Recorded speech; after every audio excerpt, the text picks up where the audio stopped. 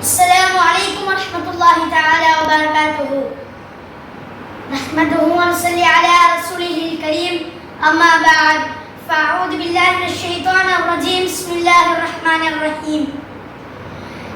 கண்ணியத்திற்குரிய அல்லாஹ் நல்லடியார்களே, கொடுக்கப்பட்டுள்ள தலைப்பில் நான் தேர்வு செய்தது வரலாறு வியக்கும் வள்ளல் பெருமானார் முஹம்மது ஸல்லல்லாஹு அலைஹி வஸல்லம் அவர்களை பற்றி நான் உங்களிடம் பேசுவதற்கு தகுதியற்றவன் தான். இருப்பினும் தகுதியுடையவனாக ஆக வேண்டும் என்பதற்காக சிலவற்றை கூறினேன்.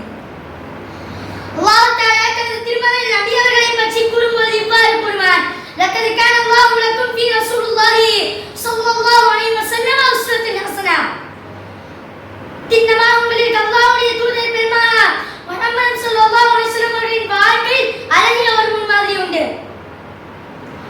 பெருமானார் முஹம்மது ஸல்லல்லாஹு அலைஹி வஸல்லம் அவர்களின் வாழ்க்கையை பார்த்தோமானால் மற்ற வரலாற்று ஆசிரியர்கள் அல்லது ஆட்சியாளர்கள் போன்று குறிப்பிட்ட சில மக்கள் மட்டும் பேசும் அளவிற்கு வாழ்ந்து காட்டி செல்லவில்லை.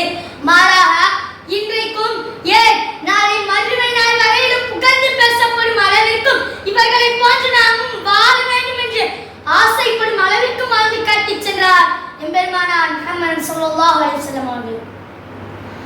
பிறந்த முதல் இறப்பு வரை அவர்களின் வாழ்க்கையில் எந்த கடமைகளிலும் எவ்வித குறையும் வைத்ததில்லை. ஒரு தாய்க்கு மகனாய், தாரத்திற்கு சிறந்த கணவனாய், பிள்ளைகளுக்கு தந்தையாய், தன் தோழர்களுக்கு சிறந்த வழிகாட்டியாய், ஏன் இம்முழு உலக சமூகத்திற்கும் ஒரு சிறந்த தலைவராய் வாழ்ந்து சென்றார். இவர்களை போன்று நாமும் வாழ்ந்தால் ஈருலகத்தில் வெற்றி பெறலாம் என்பது எவ்வித மாற்று கருத்தும் இல்லை. நபி அவர்களின் வாழ்க்கையில் சிலவற்றை பார்க்கலாம். மகனார் நபி அவர்கள் தனது 6வது வயதில் தாயை இழந்தாலும் இறந்த தாய்க்கு செய்ய வேண்டிய அனைத்து கடமைகளிலும் எவ்வித குறையும் வைத்ததில்லை. நாட்கள் கடந்து விட்டால் இயல்பாகவே நாம் மறந்து விடுவோம். ஆனால் பெருமானார் முஹம்மது ஸல்லல்லாஹு அலைஹி வஸல்லம் அவர்கள் தன் தாய் இறந்து 56 வருடங்களுக்கு பிறகும் தான் செல்ல அந்த திசையை மாற்றி தன் தாய் அடங்கியுள்ள அப்பா என்னும் இடத்திற்கு சென்று கபரை ஜியாரத் செய்தார்கள். கணவனார் நபி அவர்கள் திருமணம் முடித்தாலும் எந்த மனைவிமார்களிடத்திலும் அன்பிலும் சரி அரவணைப்பிலும் சரி எவ்வித குறையும் வைத்ததில்லை. ஒரு நாள் ஒரு மனைவி வீட்டில் தங்கினார், மற்றொரு நாள் இன்னொரு மனைவி வீட்டில் தங்குவார் என்று பிரித்துக் கொள்வார். முஹம்மது ஸல்லல்லாஹு அலைஹி வஸல்லம் அவர்களின் மனைவியான ஆயிஷா ரலியல்லாஹு அன்ஹா அவர்கள் அன்னலாரை பற்றி இவ்வாறு கூறுவார்: எங்களுக்கும் ஒரு சூரியன் உண்டு, இன்னும் ஆகாயத்திலும் ஒரு சூரியன் உண்டு. எங்களது சூரியன் வானங்களில் உள்ள சூரியனை விட சிறந்ததாகும். இயல்பாக சூரியன் காலை ஃபஜ்ருக்கு பிறகு தான் உதிக்கும். ஆனால் எங்களது சூரியன் இரவு இஸ்ராவுக்கு பிறகு தான் உதிக்கும் என்று எல்லா மனைவிமார்களும் நபி அவர்கள் மீது பாசத்தோடு பேசினார்கள். தந்தையார் நபி அவர்கள் குழந்தைகள் விஷயத்தில் எவ்வித குறையும் வைத்ததில்லை.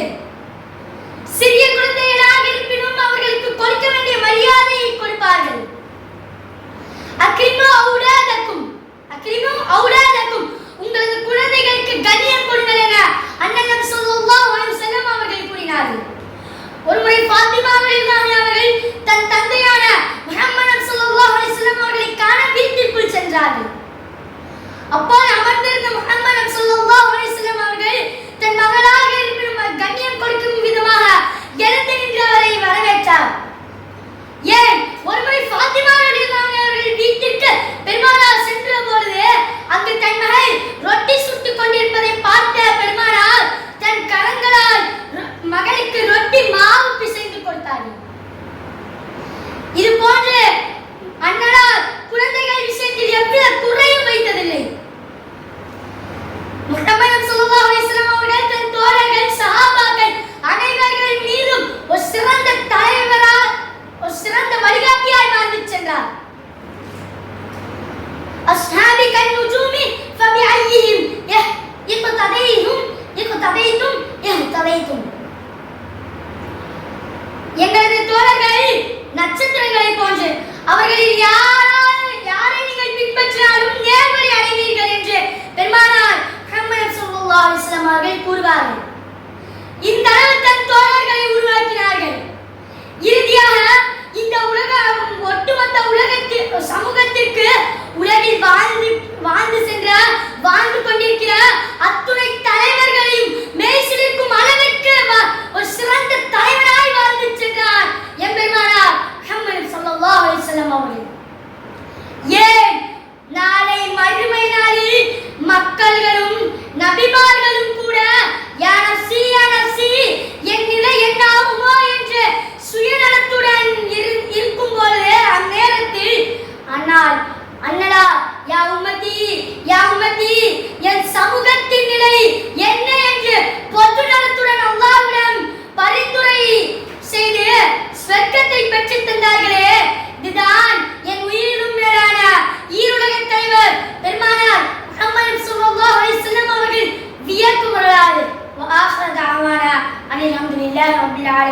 அஸ்ஸலாமு அலைக்கும் வரஹ்மத்துல்லாஹி வபரகாத்துஹு.